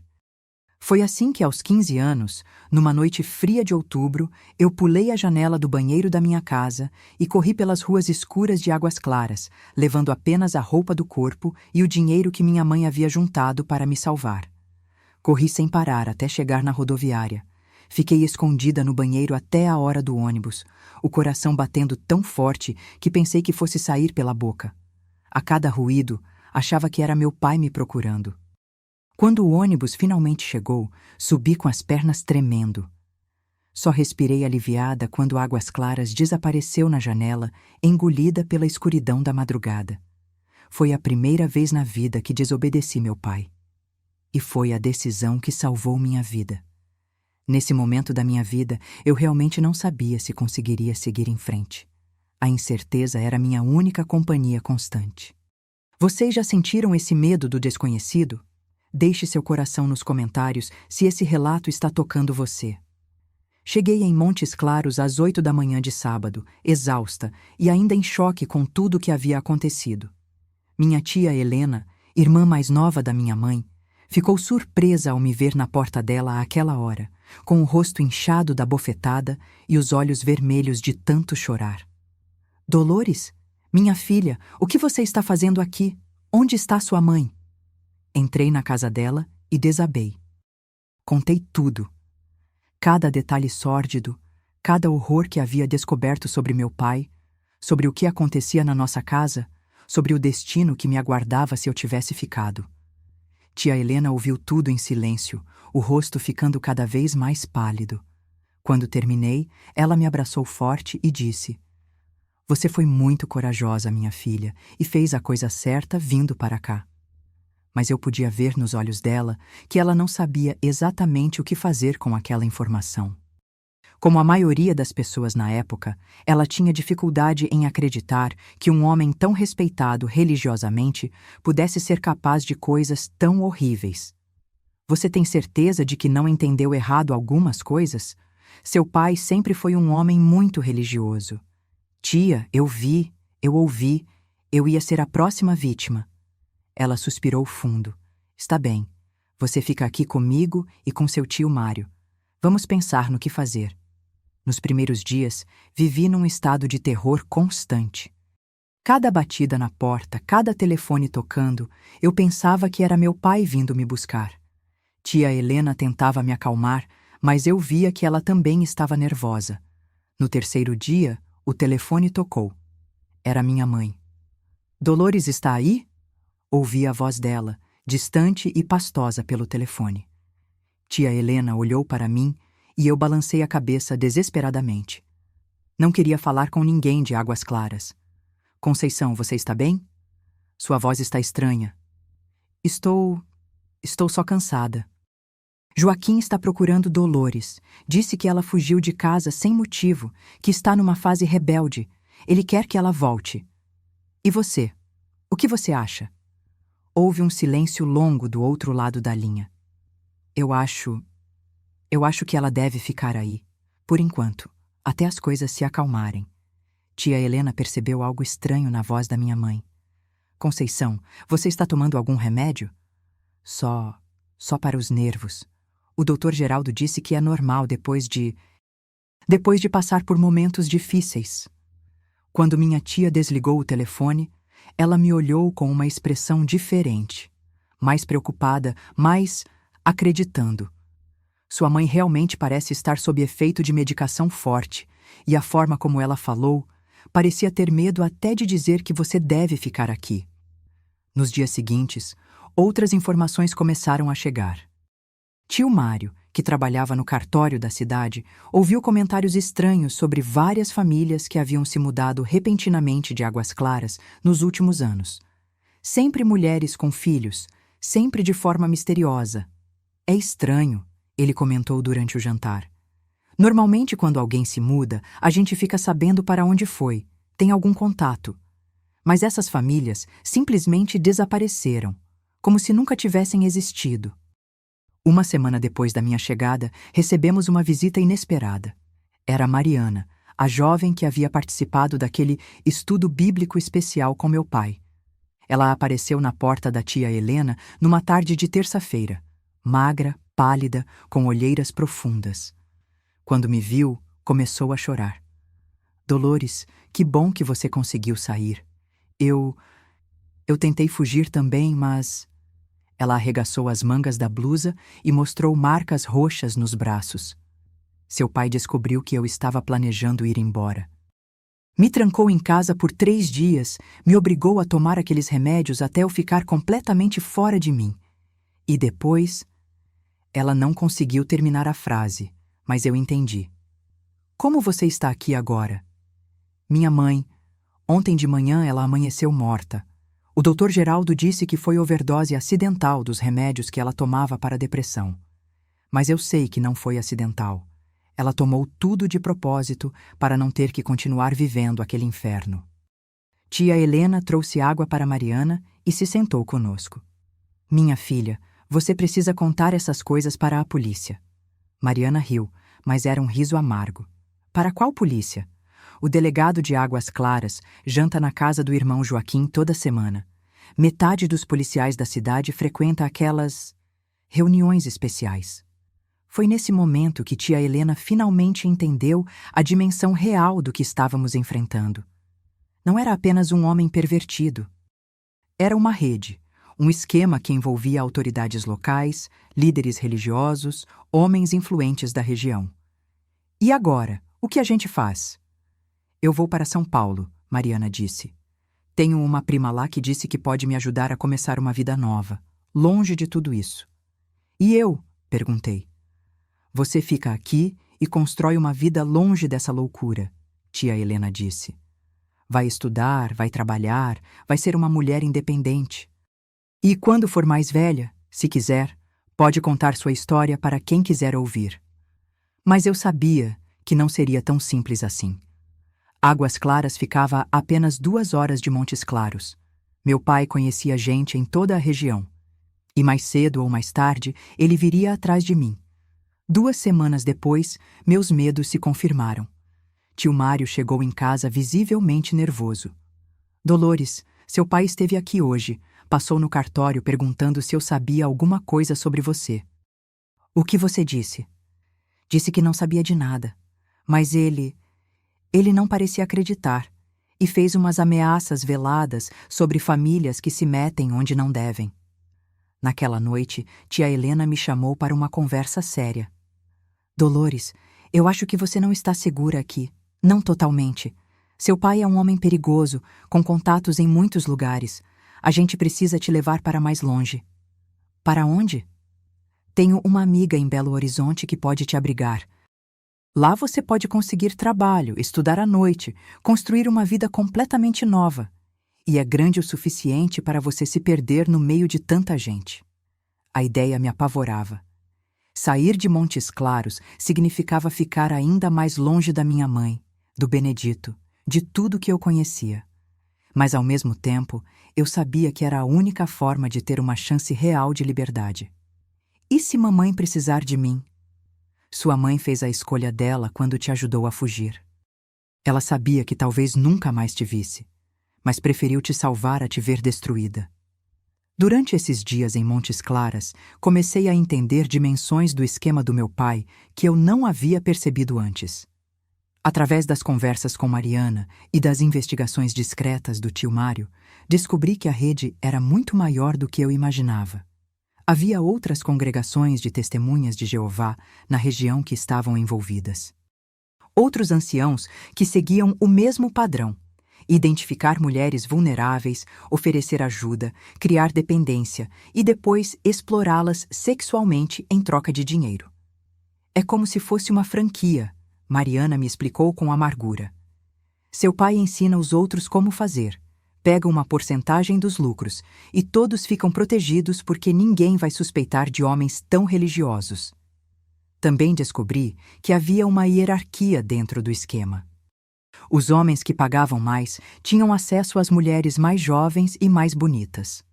Os que pagavam menos ficavam com as mais velhas ou as que já estavam mais desgastadas pelo uso constante de drogas. E havia punições específicas para mulheres que tentavam resistir ou fugir. Algumas eram mandadas para outras cidades, onde homens ainda mais violentos as aguardavam. Outras simplesmente desapareciam, e suas mortes eram sempre explicadas como acidentes ou suicídios. Por isso é tão importante você ter conseguido sair, Mariana me disse. Porque uma vez que você entra nesse sistema, é quase impossível escapar. Eles têm contatos em todo lugar, sabem como encontrar quem foge e sempre têm formas de fazer as pessoas voltarem. Foi durante uma dessas conversas que Mariana me contou algo que me gelou o sangue. Dolores, tem uma coisa que eu preciso te contar, sobre seu irmão. O que tem o Benedito? Seu pai. Ele está preparando o Benedito para assumir parte dos negócios quando ficar mais velho. Está ensinando ele a identificar meninas vulneráveis na escola, a ganhar a confiança delas, a trazê-las para casa. Não é possível. Benedito é só uma criança. Crianças crescem, Dolores, e se ficarem naquele ambiente, aprendem que aquilo é normal. Seu pai está criando um sucessor. A ideia de que meu irmãozinho pudesse ser corrompido por aquele monstro me deu forças renovadas para lutar pela minha própria liberdade. Se eu conseguisse construir uma vida nova, talvez um dia pudesse voltar para salvá-lo também. Foi assim que, 3 semanas depois de fugir de casa, me vi novamente numa rodoviária, dessa vez com destino a Belo Horizonte. Tia Helena me deu roupas, um pouco mais de dinheiro e, principalmente, esperança. Você é forte, Dolores, mais forte do que imagina. E vai conseguir construir uma vida boa longe de toda essa maldade. Quando o ônibus partiu, olhei pela janela e vi Montes Claras desaparecendo no horizonte. Estava deixando para trás não apenas uma cidade, mas toda a minha infância, toda a minha família, toda a religião em que havia acreditado. Mas pela primeira vez desde que descobrira a verdade sobre meu pai, senti algo parecido com esperança. Eu tinha 15 anos, não conhecia ninguém em Belo Horizonte, não sabia como seria a minha vida. Mas sabia que seria minha vida, e isso já era mais do que muitas mulheres naquela situação conseguiam ter. Cheguei em Belo Horizonte numa manhã fria de novembro de 1969. A cidade era um mundo completamente diferente de tudo que eu conhecia. O barulho, o movimento, a quantidade de gente nas ruas me deixavam atordoada. Mas, ao mesmo tempo, havia algo libertador naquele anonimato. Pela primeira vez na vida, eu podia andar na rua sem que todo mundo soubesse quem eu era, de onde vinha, quem eram meus pais. Dona Irene, a amiga da tia Helena, me recebeu numa casa pequena no bairro Lagoinha. Era uma mulher de uns 50 anos, viúva, que trabalhava como costureira em casa. Ela me deu um quartinho nos fundos e se ofereceu para me ensinar o ofício. Aqui, você vai ter que aprender a se virar sozinha, ela me disse no primeiro dia. Não posso te sustentar indefinidamente. Mas se você for dedicada, em alguns meses já vai estar ganhando seu próprio dinheiro. Nos primeiros dias, chorei muito. Chorava de saudade da minha mãe, de medo do futuro incerto, de raiva por ter perdido minha adolescência daquela forma. Mas Dona Irene não tinha paciência para lamentações. Menina, lágrima não paga conta e não constrói futuro. Você escapou de uma situação horrível. Agora é hora de agradecer e seguir em frente. Ela tinha razão. Pouco a pouco, comecei a me adaptar à nova realidade. Acordava às 5 da manhã, ajudava nas costuras até o meio-dia. À tarde frequentava um curso de datilografia que Dona Irene pagou para mim e à noite estudava para completar o ginásio através de um programa para adultos. Foi durante essas aulas noturnas que conheci outras pessoas que, como eu, haviam tido que reconstruir suas vidas do zero. Havia mulheres que fugiram de maridos violentos, homens que saíram de cidades pequenas em busca de oportunidades, jovens órfãos tentando construir um futuro. Entre eles estava João Carlos, um rapaz de 20 anos que trabalhava numa fábrica durante o dia e estudava à noite. Ele havia perdido os pais ainda criança e sido criado por tios que o exploravam no trabalho da roça. Fugiu aos 17 anos e estava tentando aprender uma profissão melhor. João Carlos foi a primeira pessoa para quem contei minha história completa. Não nos primeiros encontros, claro. Levei meses para confiar nele o suficiente para revelar de onde eu realmente vinha e por que estava ali. Quando finalmente contei, ele ficou em silêncio por muito tempo. Depois me abraçou e disse: "Você é a pessoa mais corajosa que eu conheço, e não vou deixar ninguém te machucar nunca mais." E foi João Carlos quem me encorajou a procurar ajuda profissional para lidar com o trauma do que havia vivido. Ele conhecia um padre na igreja do bairro que, além de celebrar missas, tinha formação em psicologia e atendia pessoas gratuitamente. Padre Miguel era um homem diferente de qualquer líder religioso que eu conhecera. Ele não falava de obediência cega ou submissão. Falava de cura, de perdão, mas perdão que vem depois da justiça, não no lugar dela. "Dolores", ele me disse numa das nossas conversas, "o que aconteceu com você não foi culpa sua. E sair daquela situação foi um ato de coragem, não de rebeldia. Às vezes, desobedecer é a coisa mais santa que podemos fazer." Com a ajuda dele, comecei a entender que religião e fé não eram a mesma coisa que a corrupção que havia visto na congregação das Testemunhas de Jeová. Que existiam pessoas genuinamente boas que usavam a religião para ajudar, não para explorar. Aos poucos, fui me reconstruindo. Aprendi não apenas a costurar, mas a administrar dinheiro, a me defender verbalmente, a confiar no meu próprio julgamento. Dona Irene, apesar da dureza inicial, se tornou uma figura maternal importante na minha recuperação. "Você chegou aqui uma menina assustada", ela me disse num final de tarde, enquanto dobrávamos as costuras do dia. "Agora está virando uma mulher de verdade, uma mulher que sabe o que quer e como conseguir." Durante esse período de reconstrução, comecei a entender melhor o que havia vivido. Através das conversas com Padre Miguel e da maturidade que vinha com a idade, pude processar traumas que na época eram apenas terror inexplicável. Entendi que meu pai não era simplesmente um homem mau. Ele era um predador calculista que havia construído o esquema perfeito. Usar a respeitabilidade religiosa como escudo, a vulnerabilidade das mulheres como oportunidade e o medo e a vergonha como prisão. Predadores como seu pai, Padre Miguel me explicou, escolhem ambientes onde são automaticamente respeitados e onde questionamentos são desencorajados. Instituições religiosas, escolas, hospitais, lugares onde as pessoas baixam a guarda porque esperam encontrar bondade. Também comecei a entender melhor o que havia acontecido com minha mãe. Ela não era uma cúmplice voluntária, como eu havia pensado algumas vezes durante minha raiva adolescente. Ela era uma vítima que havia sido quebrada sistematicamente até perder a capacidade de resistir. O processo de destruição da vontade de uma pessoa, Padre Miguel me explicou, é gradual e calculado. Primeiro isolam a vítima de fontes de apoio, depois criam dependência financeira, emocional, química. Por último, fazem a pessoa acreditar que merece o que está acontecendo, ou que não há saída possível. Em 1971, com 17 anos, consegui meu primeiro emprego de verdade numa loja de roupas no centro da cidade. O salário era pequeno, mas era meu. Pela primeira vez na vida, eu tinha independência financeira completa. Foi nessa época que recebi a primeira notícia de Águas Claras, depois de quase 2 anos de silêncio. A informação veio através de uma carta que tia Helena enviou para Dona Irene. A carta dizia que minha mãe havia sido internada num hospital psiquiátrico. Oficialmente, por depressão severa e vício em medicamentos controlados. Benedito havia sido mandado para morar com parentes distantes em outra cidade, e meu pai continuava sendo um ancião respeitado, agora casado novamente com uma mulher jovem que havia chegado à congregação vinda de uma situação difícil. Dolores, João Carlos me disse naquela noite: "Você não pode fazer nada por sua mãe agora, mas pode fazer algo por outras mulheres que talvez estejam passando pelo mesmo." Como? Contando sua história, escrevendo sobre isso, procurando jornalistas, organizações que lutam pelos direitos das mulheres.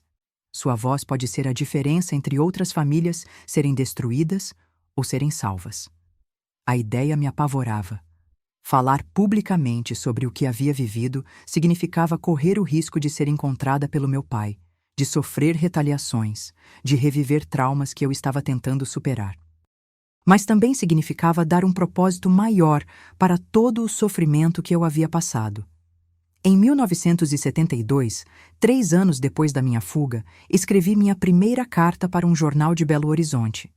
Não usei meu nome verdadeiro, não mencionei nomes específicos, mas contei a história de uma menina que descobriu que seu pai usava uma congregação religiosa como fachada para explorar mulheres vulneráveis.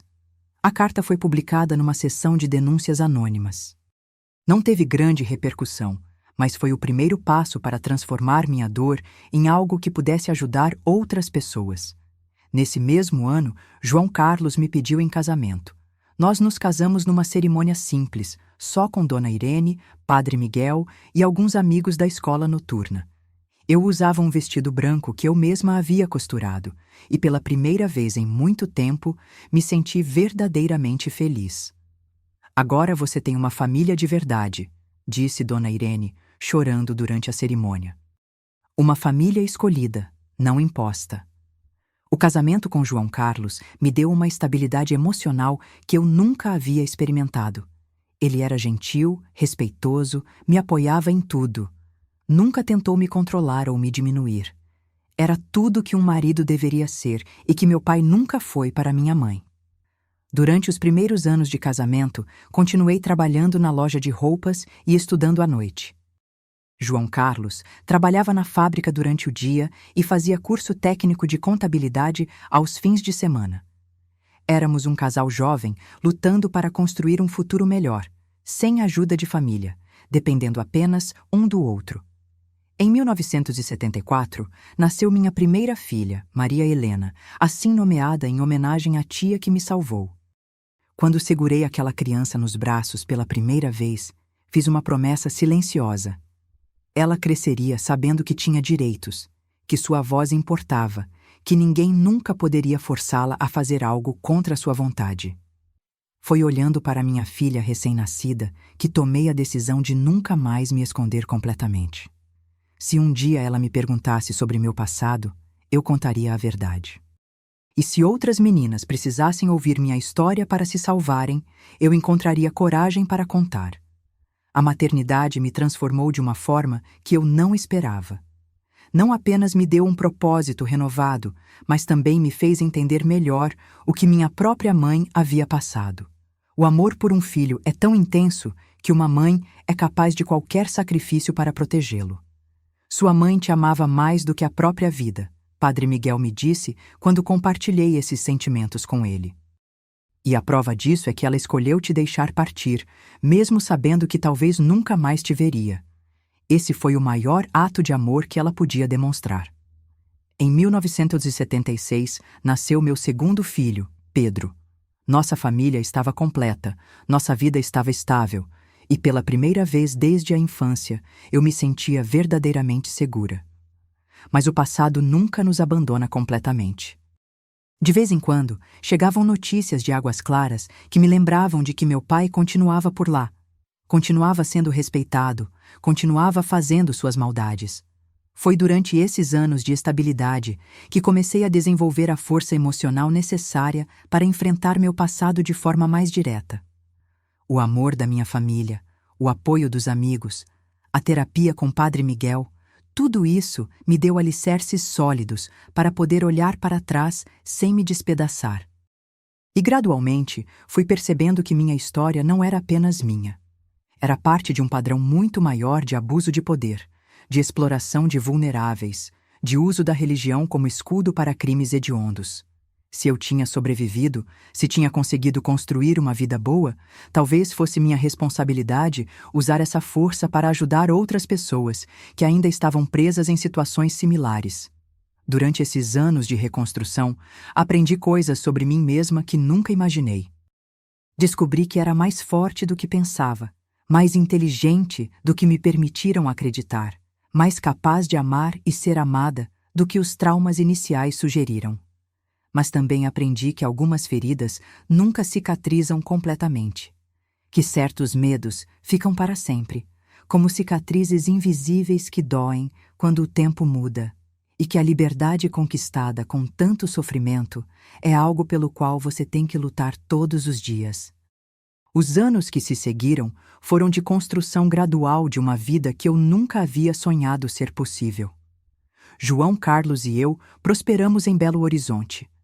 Ele conseguiu um emprego melhor numa empresa de contabilidade, eu abri minha própria oficina de costura, e nossa família cresceu em amor e estabilidade. Mas o passado nunca nos abandona completamente, não é verdade? Por mais que eu tentasse viver focada no presente, sempre havia essa sombra me acompanhando. E de vez em quando, chegavam notícias de Águas Claras que me lembravam de que meu pai continuava por lá, continuava sendo respeitado, continuava fazendo suas maldades. Em 1978, tia Helena me escreveu contando que minha mãe havia morrido no hospital psiquiátrico. Oficialmente, foi complicações decorrentes do uso prolongado de medicamentos controlados. Ela nunca recuperou a lucidez completa depois da internação. Quando recebi essa notícia, chorei por dias. Chorei pela mãe que perdi, pela mulher que ela poderia ter sido se não tivesse se casado com aquele homem, pelas oportunidades de reconciliação que nunca tivemos. Mas também chorei de alívio, porque sabia que finalmente ela estava em paz. João Carlos me apoiou nesse momento difícil, como sempre fazia. Ela fez a escolha mais difícil que uma mãe pode fazer, ele me disse. Sacrificou a própria liberdade para salvar a filha. Isso é amor do mais puro que existe. Foi nessa época que tomei uma decisão importante. Se meu pai achava que minha mãe havia levado os segredos para o túmulo, estava enganado. Eu estava viva, eu me lembrava de tudo, e um dia eu ia contar a verdade. Durante os anos 80, me dediquei a ser mãe e esposa, mas também comecei a me envolver discretamente com grupos de apoio a mulheres vítimas de violência doméstica.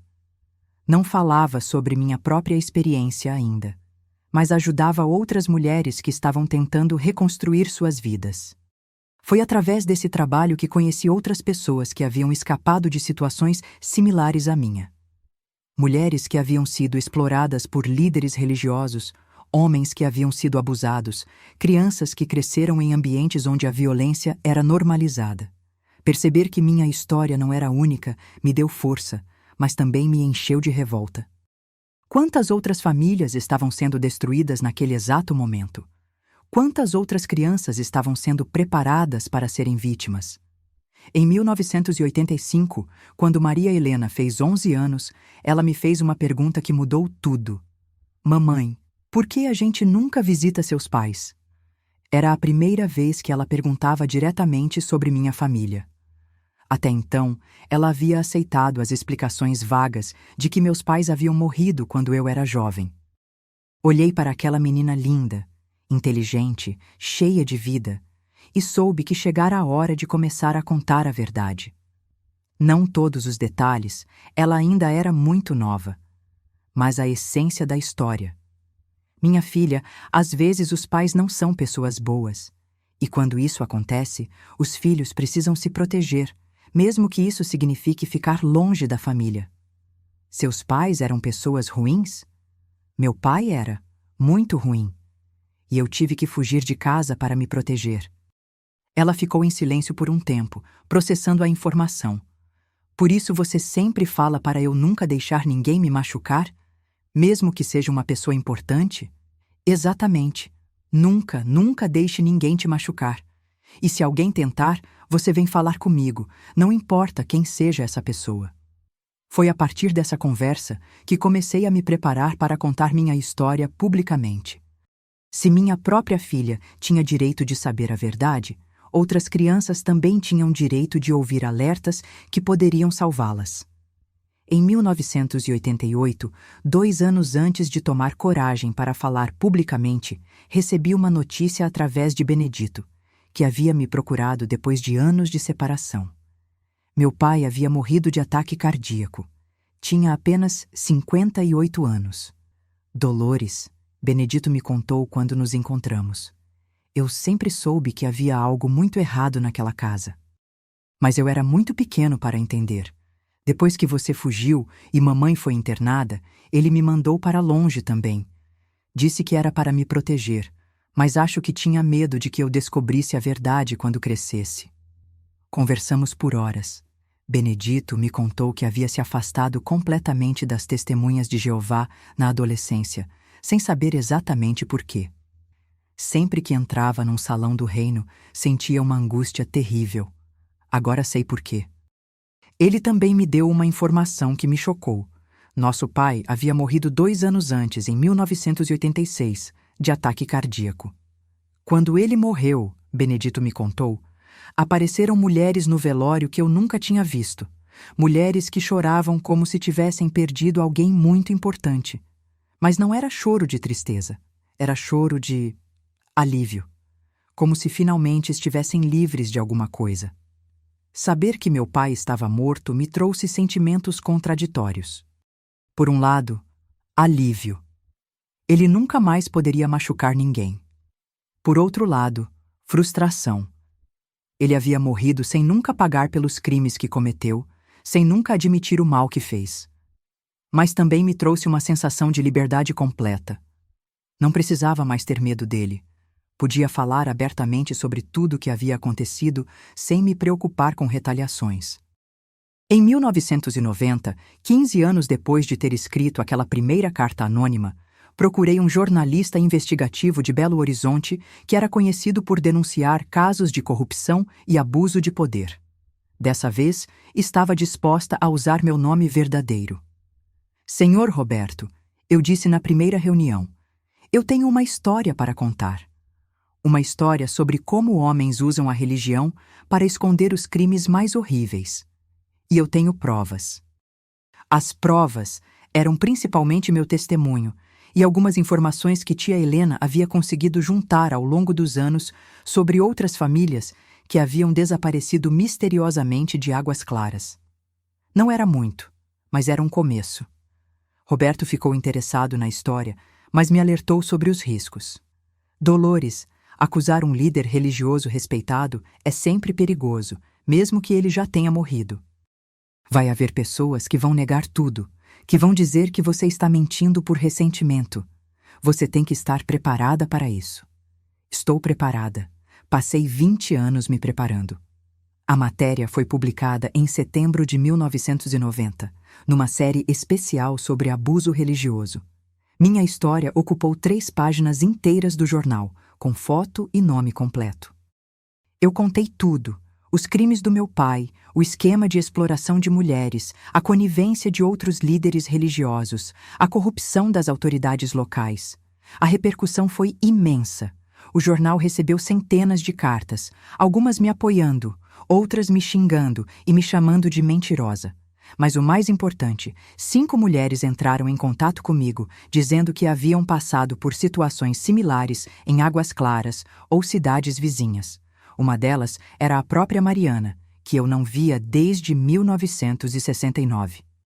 Ela havia se casado, criado filhos, construído uma vida em São Paulo, mas nunca havia conseguido esquecer completamente o trauma. Minha matéria a encorajou a procurar ajuda psicológica e, eventualmente, a contar sua própria história.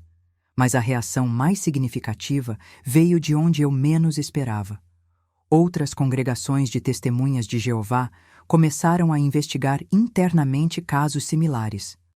Descobriram que o esquema do meu pai não era único, que havia outros anciãos em outras cidades fazendo coisas parecidas. Seu pai era parte de uma rede muito maior, me explicou um ex-ancião que me procurou depois da publicação.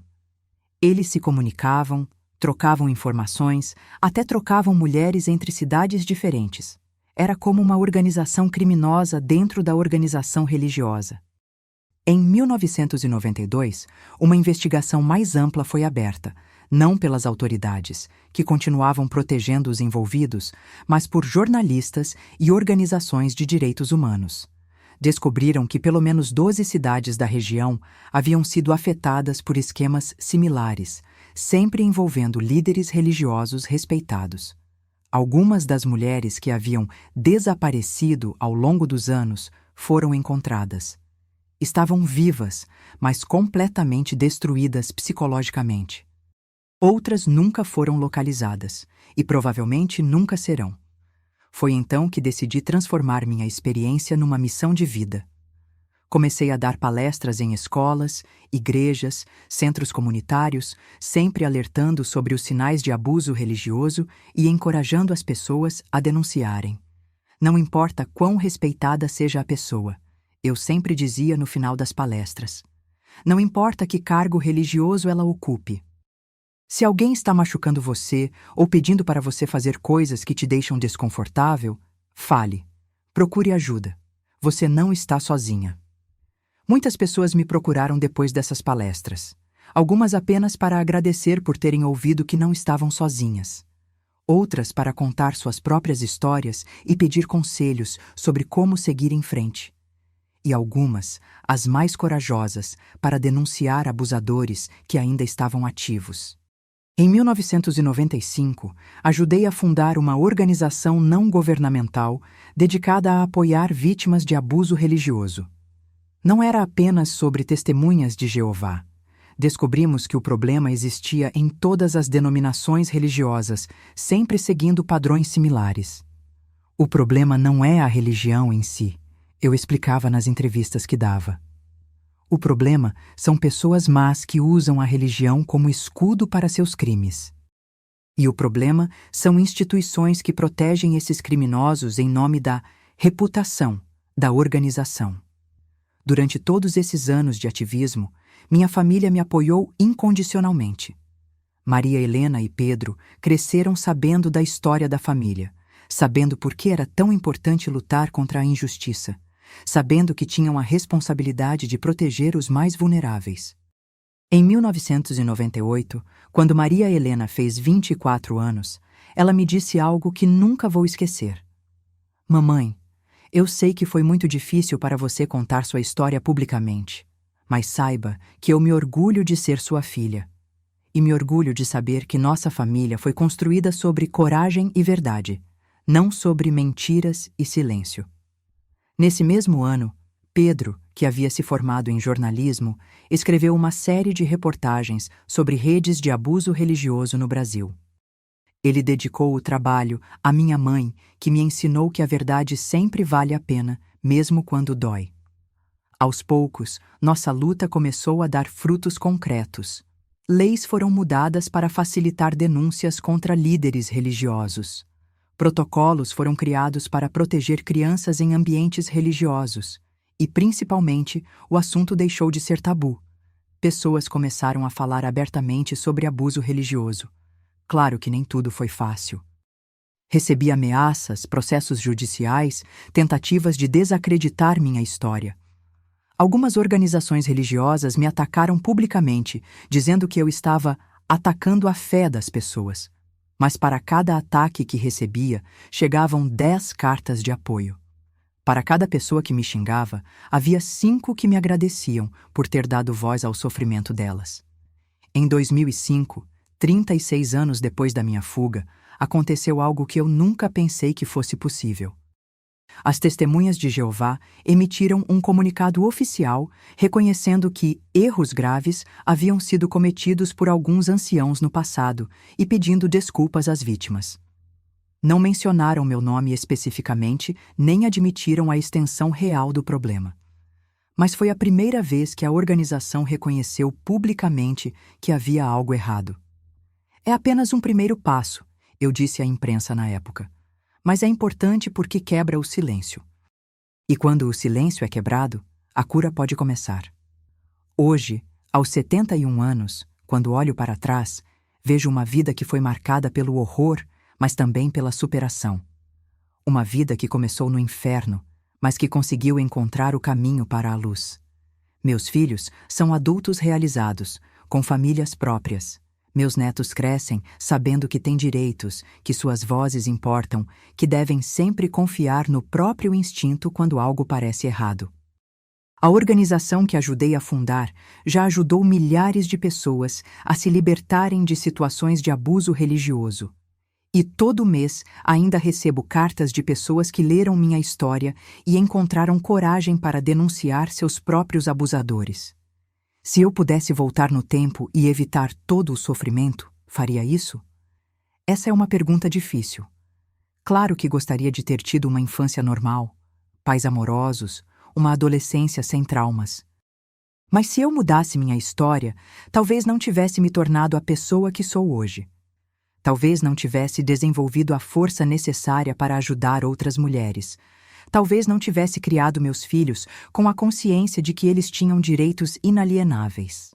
O que mais me dói até hoje não é nem o que aconteceu comigo, mas o que aconteceu com as mulheres que não conseguiram escapar.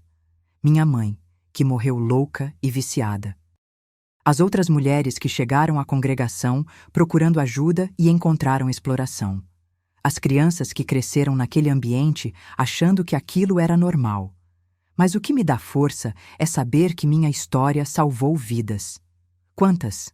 Nunca vou saber ao certo. Mas sei que salvou algumas, e às vezes uma vida salva já vale todo o sofrimento. Hoje, aos 71 anos, quando olho para trás, vejo uma jornada que me transformou de vítima em sobrevivente, e de sobrevivente em defensora de outras vítimas. Foram décadas de luta, de cura, de descoberta sobre quem eu realmente era, por baixo de todo aquele trauma. Aprendi que o perdão é um processo longo e complicado. Durante muito tempo, as pessoas me perguntavam se eu havia perdoado meu pai. E eu não sabia responder, porque não sabia exatamente o que significava perdoar alguém que fez coisas imperdoáveis. Hoje entendo que perdoar não significa esquecer ou fingir que algo não aconteceu. Perdoar significa se libertar do ódio que corrói a alma. Significa escolher não deixar que a maldade do outro continue te destruindo anos depois. Eu perdoei meu pai? Não sei. Mas sei que não sinto mais ódio por ele. Sinto pena. Pena de um homem que tinha tudo para ser bom: família, posição respeitada, dons naturais de liderança, e escolheu usar tudo isso para o mal. E sinto pena principalmente porque sei que ele morreu sem nunca conhecer o amor verdadeiro, sem nunca experimentar a felicidade genuína que vem de fazer o bem. Viveu uma vida inteira cercado de medo, paranoia, culpa. Isso não é vida, é apenas existir. Sobre as Testemunhas de Jeová como organização, tenho sentimentos complexos. Sei que existem muitas pessoas sinceras e boas dentro dessa religião. Pessoas que realmente acreditam que estão servindo a Deus da melhor forma possível. Essas pessoas não têm culpa dos crimes que alguns líderes corruptos cometeram. Mas também sei que a estrutura hierárquica rígida da organização facilitou os abusos que presenciei. O conceito de obediência absoluta aos anciãos, a tendência de resolver problemas internamente sem envolver as autoridades, a cultura do silêncio sobre assuntos delicados, tudo isso cria um ambiente propício para que predadores se disfarcem de homens santos. Ao longo dos anos, trabalhei com vítimas de abuso em várias denominações religiosas: católicos, protestantes, espíritas, evangélicos. O padrão é sempre o mesmo: Pessoas em posições de poder aproveitam-se da confiança e vulnerabilidade dos fiéis. Meu conselho para qualquer pessoa que esteja numa situação de abuso, religioso ou não, é sempre o mesmo. Confie no seu instinto. Se alguma coisa parece errada, provavelmente está errada. Não importa quantas pessoas digam o contrário, não importa quão respeitada seja a pessoa que está fazendo algo inadequado. E, principalmente, fale. Procure ajuda. Conte para alguém em quem confie. O silêncio é o maior aliado dos abusadores. Quando quebramos o silêncio, começamos a quebrar também o poder que eles têm sobre nós. Para as mães que podem estar passando por situações similares ao que minha mãe passou, eu digo: seus filhos precisam de você forte, não apenas obediente. Às vezes, proteger os filhos significa desobedecer o marido, questionar a autoridade, causar problemas. Mas seus filhos valem qualquer problema que você possa enfrentar. Sei que é fácil falar isso quando você não está mais dentro da situação. Sei que quando você está sendo ameaçada, drogada, isolada, parece impossível encontrar uma saída. Mas existem saídas. Sempre existem. Pode não parecer, mas existem pessoas dispostas a ajudar. E para as filhas, para as meninas e jovens mulheres que podem estar ouvindo essa história, vocês têm poder, têm voz, têm direitos. Não deixem ninguém, nunca, convencê-las do contrário.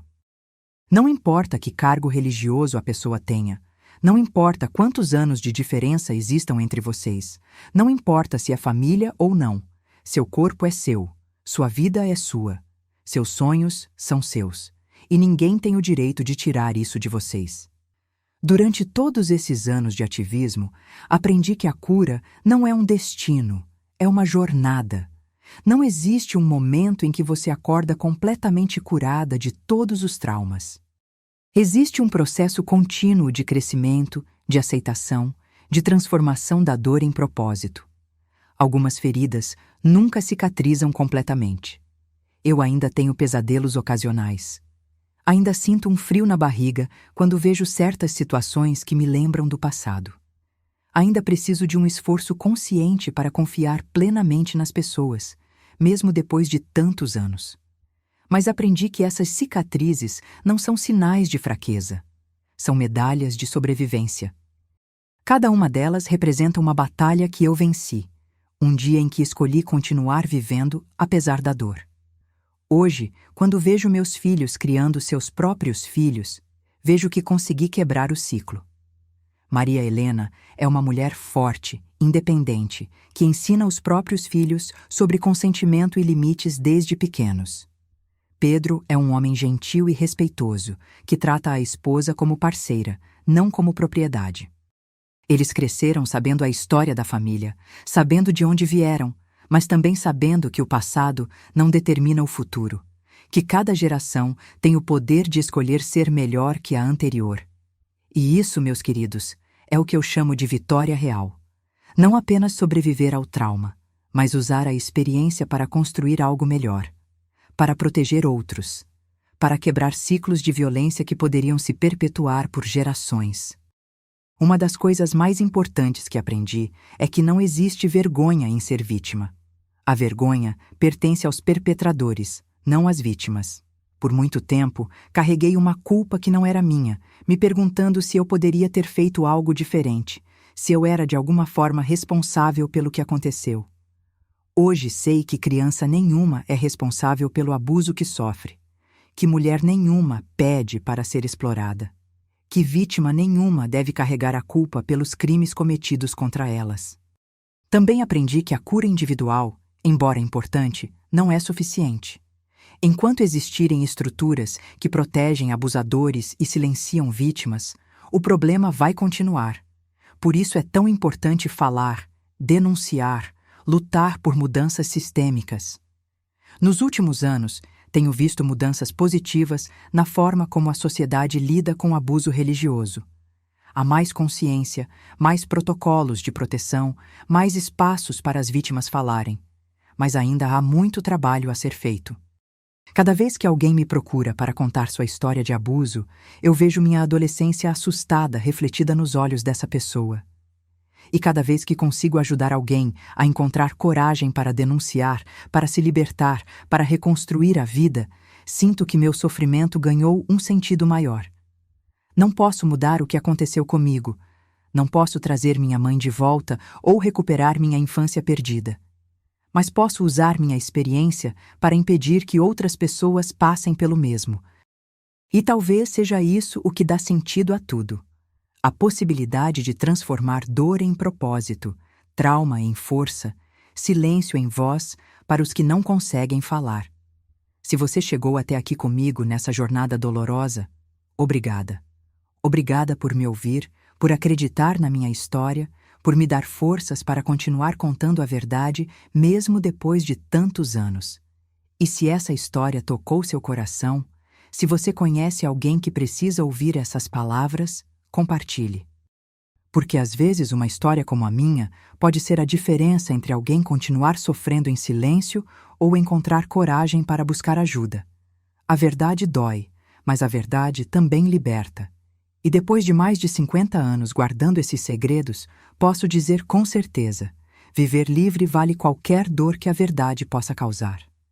Meus queridos, chegamos ao final de mais uma história pesada, eu sei. Uma história que talvez tenha mexido com vocês tanto quanto mexeu comigo ao longo de todos esses anos. Mas também é uma história de esperança. Porque mostra que é possível sobreviver aos piores horrores e ainda assim construir uma vida boa. É possível quebrar ciclos de violência. É possível transformar dor em propósito. Se vocês gostaram da minha história, por favor, deixem seu like e se inscrevam no canal. Mostrem que minha história não foi contada em vão e, principalmente, compartilhem. Porque essa é uma daquelas histórias que podem salvar vidas. Nos comentários, me contem onde vocês estão assistindo esse vídeo. Adoro saber que minha voz está chegando em tantos lugares diferentes. E se essa história os tocou de alguma forma, deixem seu coração lá embaixo. Para aqueles que podem estar passando por situações difíceis, similares à que eu passei, lembrem-se, vocês não estão sozinhos. Existem pessoas dispostas a ajudar, existem organizações que podem dar suporte, existem formas de sair dessas situações. Nunca percam a esperança. Nunca parem de lutar por uma vida melhor. E, principalmente, nunca se calem quando alguém está tentando machucá-los. Hoje eu tenho netos da idade que eu tinha quando tudo isso começou. E quando olho para eles brincando, rindo, crescendo livres e seguros, sei que toda a luta valeu a pena. Eles nunca vão passar pelo que eu passei. E se depender de mim, nenhuma criança deveria passar. A próxima semana eu volto aqui com uma nova história. Uma história um pouco mais leve, prometo, porque depois de tanto peso, todos nós merecemos um pouco de alívio. Até lá, cuidem-se, protejam seus filhos. Ensinem eles que têm direitos, que podem dizer não, que podem sempre procurar ajuda quando algo estiver errado. E lembrem-se sempre, vocês são mais fortes do que imaginam. Muito mais fortes.